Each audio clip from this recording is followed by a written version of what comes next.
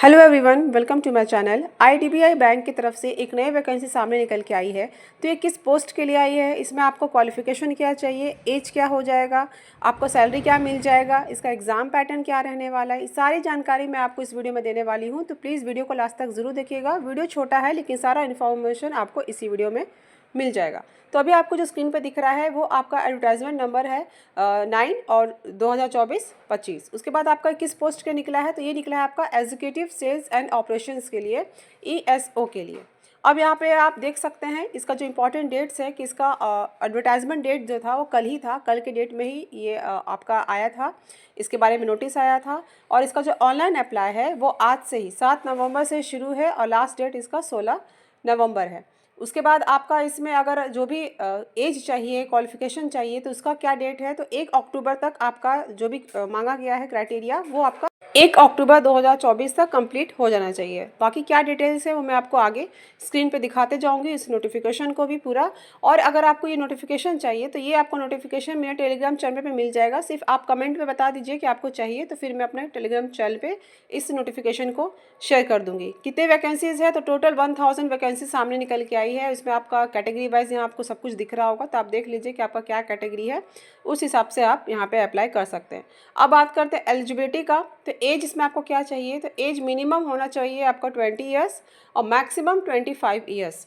ठीक है, ये आपको गौर करने वाली बात है कि अधिकतर वैकेंसीज में आपको 28 तक मौका मिलता है, लेकिन इस वैकेंसी में सिर्फ 25 है, 25 है लास्ट एज। उसके बाद आपका जन्म अगर इस डेट के बीच में हुआ है तो आप देख सकते हैं, स्क्रीन पे दिख रहा होगा, आप वहाँ से कैलकुलेट भी कर सकते हैं कि आप इस पोस्ट के लिए एलिजिबल हैं या नहीं है।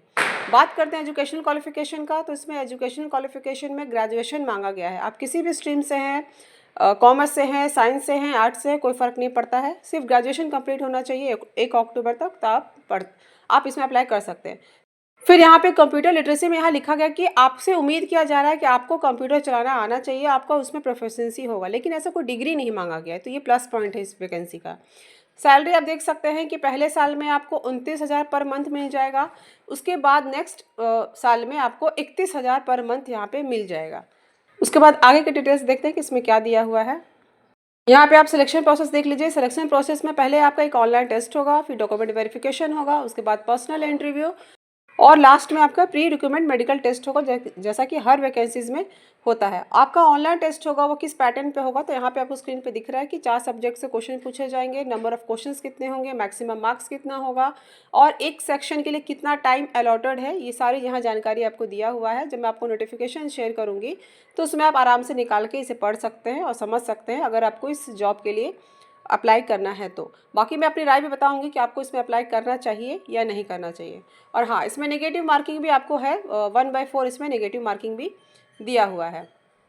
और बात कर लेते हैं एज का, तो देखिए एज में आपको SC ST वालों को, जैसे OBC वालों को बाकी वैकेंसीज में छूट मिल जाती है, तो इसमें भी 3 साल और 5 साल का छूट दिया गया है। तो आप अपना देख लीजिएगा कि आप किस कैटेगरी से आते हैं और आपका क्या एज बिलोंग करता है। अब बात करते हैं आपका फ़ी कितना लग जाएगा। फ़ी अगर आप SC ST के हैं और PWBD के हैं तो आपको 250 लगेगा।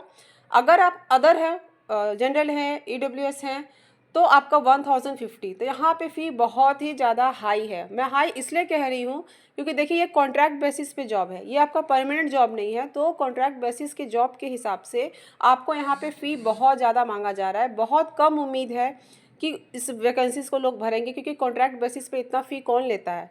तो आप अपने हिसाब से डिसाइड कर लीजिए कि आपको भरना चाहिए कि नहीं भरना चाहिए। लेकिन मेरी राय में तो अगर आपको एग्ज़ाम देना ही है, तैयारी करना ही है, तो आप दूसरे जॉब के लिए देखिए जो आपका परमानेंट हो, ना कि ऐसे जॉब्स के लिए जो वो कॉन्ट्रैक्ट बेसिस पे हो।